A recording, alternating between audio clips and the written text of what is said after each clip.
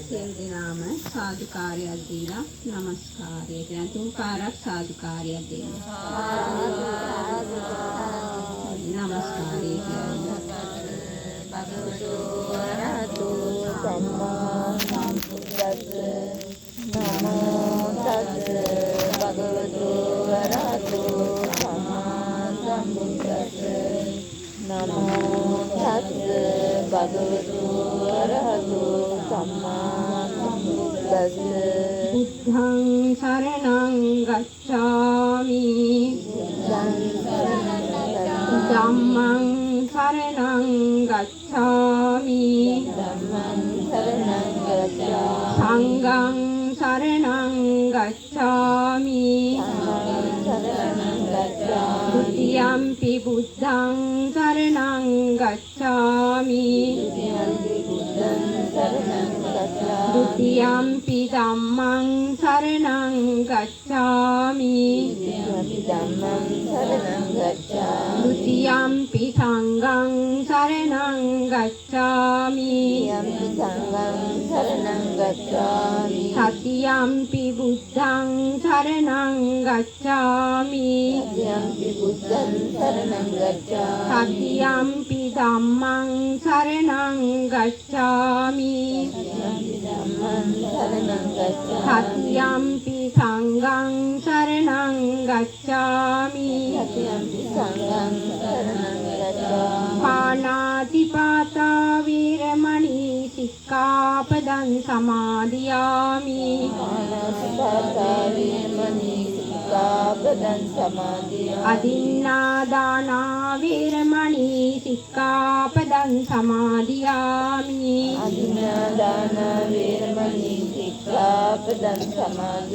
កាមេសុមិច្ឆាចារាវេរមណីសិក្ខាបដੰសមាទិយាមិ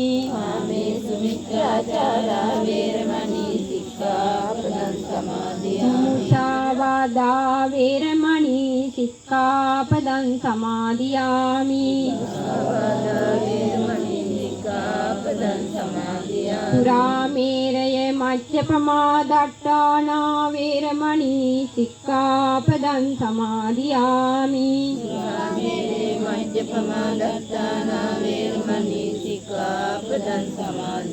ឧទុមតិសរណសหิត මා සමාදන් වුණ පංච සීලය මේ ජීවිතයේ යහපත පිණිසද පරලොව සුගතිය පිණිසද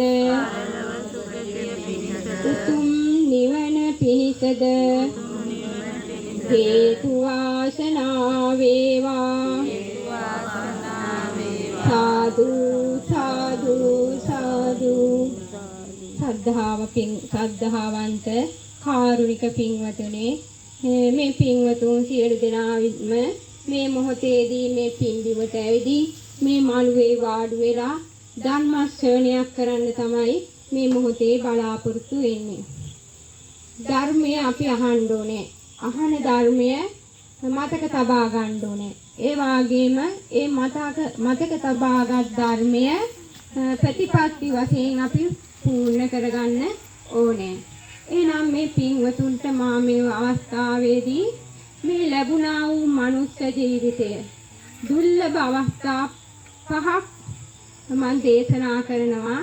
මේ පින්වතුන් හොඳින් ශ්‍රවණය කරලා ඒ අනුව පිළිවෙත් පුරාගෙන මේ සංසාර ගමන නිමා කරගන්න කාර්ක ධර්ම තමන් පූර්ණ කරගන්න අවස්ථාවක් කරගන්න. හොඳයි පින්වතුනි, අපිට මේ ලැබුණා වූ මනුෂ්‍ය ජීවිතයේ අවස්ථා 5ක් පෙන්වලා දීලා තියෙනවා.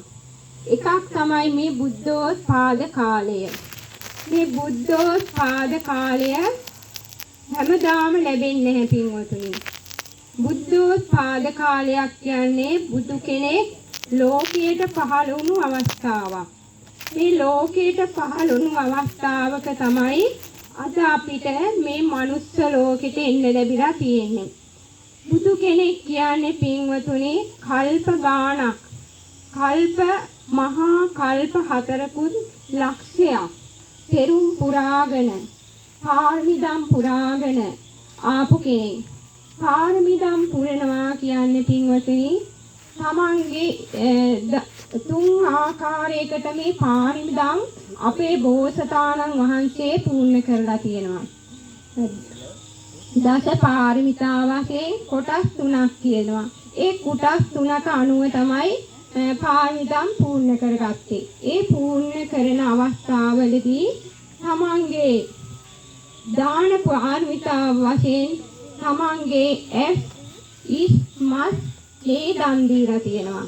අඹදරුව දන් දීලා තියෙනවා. ඒවා මෙපමණයි කියන්න බෑ පින්වතුනි අපේ බෝසතාණන් වහන්සේ මේ බුද්ධ රාජ්‍ය ලබා ගන්න බොහෝ කාලයක් මෙවැනි කැපකිරීම කරලා තියෙනවා. මේ තමන්ගේ ඇස් දෙක පින්වතුනි දන් දීලා තියෙනවා කියනවා ආකාශයේ තියෙන තරු වලට වැඩිය. ඒ වගේම තමන්ගේ ශරීරයේ කොටස් ටික දන් දීලා තියෙනවා කියනවා මේ මහ පොළවේ තියෙන පස් වලට වැඩිය. ඒ වගේම මේ ශරීරයේ බෝසතාණන් වහන්සේගේ ශරීරයේ ලේ ටික දන් දීලා තියෙනවා කියනවා සත්‍ය මහා සාගරයේ තියෙන ජලයට වැඩිය. ඒ වගේම හිස දන් දීලා තියෙනවා කියනවා මහ මේරු පර්වතය 84000ක් උසයි කියනවා. ඊටත් එහා ඒ දන් දීගෙන ඇවිත් තියෙනවා. ඉතින් පින්වතුනි අපි දන් දෙනවා කීවට බෝසත් කෙනෙක් දෙන දාන පාරමිතාව හා අපිට සම කරන්න බෑ. මොකද අපේ බුදුරජාණන් වහන්සේ බෝසත් අවදිශයේදී මේ හැම දානයක්ම දුන්නේ පින්වතුනි තමන් ජීවත්ව ඉන්න කාලයේදී. ඇස් දෙක දන් දුන්නේ තමන් ජීවත්ව ඉන්න අවස්ථාවේමයි. අපි නම් ඇස් දෙක දන් දෙන්නේ පින්වතුනි මරණයටපත් වුණාම. හැබැයි අපේ බෝසතාණන් වහන්සේ එහෙම දන් දුන්නේ නැහැ. උන්වහන්සේ එක අවස්ථාවක එක්තරා රජ කෙනෙක් කියලා ඉපදුනා. ශිව කියලා රජ කෙනෙක් කියලා. මෙන්න මේ ශිව රජුව රාජ්‍ය පාලනය කරනවා. මේ රාජ්‍ය පාලනය කරනකොට තමන්ට තියෙන බාහිර වස්තු දන් දුන්නා කියනවා. තමන්ට බොහෝසේ දන් දුන්නා කියනවා බාහිර වස්තු. මෙහෙම දානයක් දීදී එන අවස්ථාවේ මේ ශිව රජුරවන්ට හිතෙනවා පින්වතුනි තමන්ගේ ශරීරයේ කොටසක් දන් දෙන්න ඕනේ කියලා. ඉතින් මේ හිත පහළ වුණා විතරයි පින්වතුනි මේක දකින්නවා ශක්‍ර දෙවියෝ. මේ ශක්‍ර දෙවියෝ මේක දැකලා මේ ශක්‍ර දෙවියන්ට හිතෙනවා මේ රජතුමා තමන්ගේ ශරීරයේ කොටසක් මේ ජීවත් ඉන්න කාලයේම දන් දෙයිද කියලා පරීක්ෂණයක් කරන්න ඕනේ කියලා. එදා මේ ශක්දෙවිඳු ඇස් දෙක පේන්නේ නැති බමුණෙක් වෙලා මේ රජතුමා ළඟට ආවා. ඇවිත් පින්වතුනි රජතුමාගෙන් ඉල්ලනවා රජතුමනි ඔබතුමාට ඇස් දෙකක්ම දිනනවා. හැබැයි මට ඇස් දෙකම පේන්නේ නැහැ. ඒ නිසා මට ඔබතුමාගෙන් එක ඇහක් දන් දෙන්න කියලා. එදා පින්වතුනි අපේ බෝසතාණන් වහන්සේ කියනවා බමුණ ඔබට මගේ මේ ඇස් දෙකම දන් දෙනවා. ඔබට ඔබේ ඇස් දෙකට මගේ මේ ඇස් දෙක සවි කරනවා කියලා. එදා පින්වතුනි රටක් රාජ්‍යයක් පාලනය කරන්න තිබුණු මේ ඇස් දෙක තමයි දන් දෙන්න හදාන්නේ. ඉතින් ඒ වෙලාවේ මේ මාලිගාවේ හිඳපු හැමෝම කලබලයටපත් වෙනවා. ඒ වෙලාවේ කලබලයටපත් වෙලා මේ රජතුමා ළඟට ඇවිල්ලා කියනවා රජතුමනි ඔබතුමා මේ ඇස් දෙක දන් දෙන්න එපා. ඔබතුමාට මේ රාජ්‍යයක් පාලනය කරන්න තියෙනවා කියලා.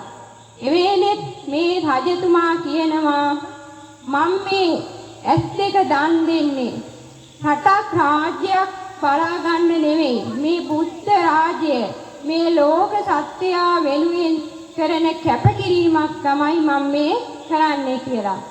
එදා මේ රජතුමා අර වෛද්‍යවරයා හැඳවලා පින්වතුනි වෛද්‍යවරයාට කියනවා මෙන්න මේ ඇස් දෙක ගලවලා මේ බමුණට සවි කරන්න කියලා. එදා පින්වතුනි මේ වෛද්‍යවරයා ඇස් දෙකට බෙහෙත් ගැල්ලුවා කියනවා.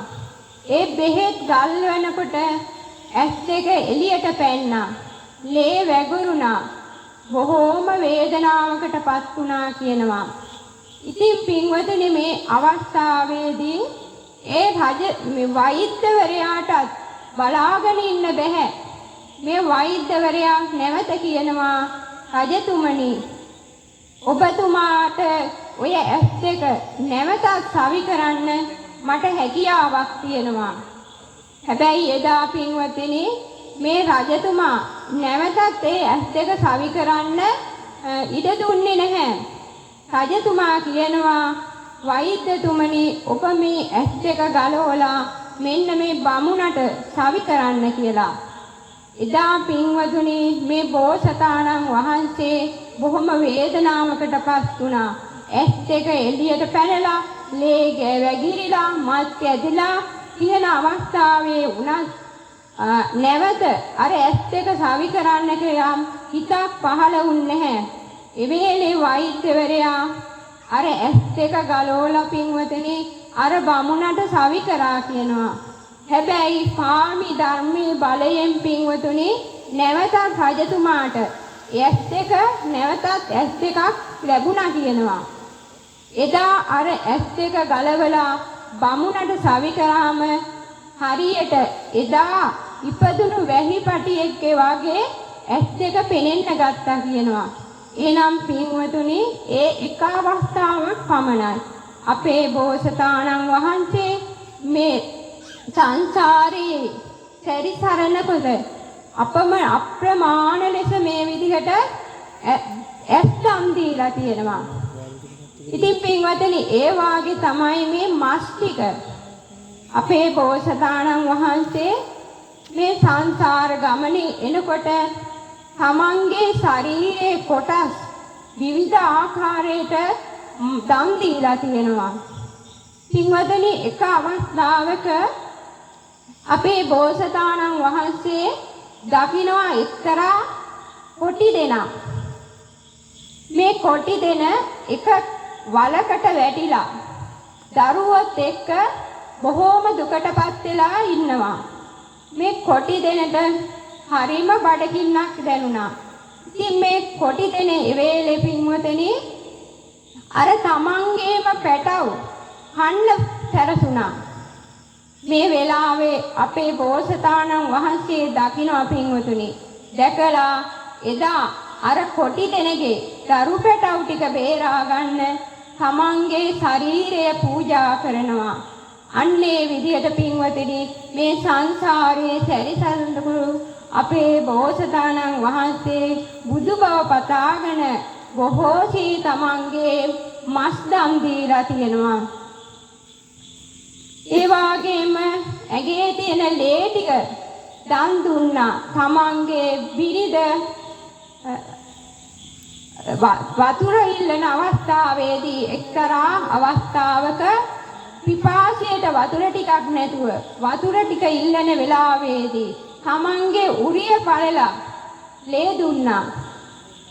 ඒ වගේම පින්වතුනි බොහෝ අවස්ථාවල අපේ බුදුරජාණන් වහන්සේ මෙන්න මේ විදිහට ඇස් ඉස්මත් ලේ දන් දිදී ඇවිත් තමා මෙන්න මේ බුද්ධ රාජ්‍ය ලබා ගත්තේ. එහෙනම් ඒ බුද්ධ රාජ්‍ය කියන එක හරිම දුර්ලභයි මනුස්ස